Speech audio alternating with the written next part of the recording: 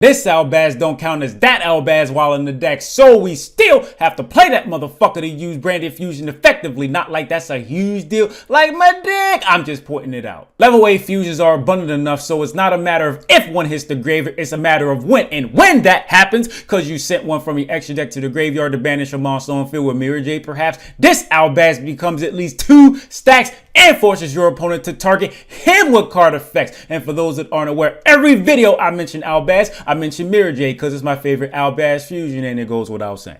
That boy good! I don't really care about this Albaz. Bring himself back, especially when it's relying on your opponent. But you're going to have a fusion in your graveyard, and your opponent is going to remove a monster you control from the field by card effect while this is in the graveyard sometimes. So I think it's safe to say this Albaz will come back sometimes. Not all the time. Branded separation sub is 2 non-fusion monsters that are banished and or in either graveyard, 1 to each field. Unless you tribute in Albaz fusion, then you get both of them. I don't think it's bad per se, but it doesn't have a graveyard effect. Neither does branded in red or branded exile. Not the point. Branded sword is fucking terrible, but it has a graveyard effect I say is relevant on occasion. Branded retribution is better than sword still, and but also has a graveyard effect. And for those that don't understand why I keep harping on graveyard effects, it's because Albion can send them directly to the graveyard, so you never have to set those pieces of shit. You could tribute Albion for separation, then set a good card during the end phase, and that's great shit, but that also means you're playing this motherfucker. I don't think you're doing that, or playing this Albaz, but obviously you could do whatever the fuck you want. I don't give a shit. And with that being said, thanks for watching. My Patreon,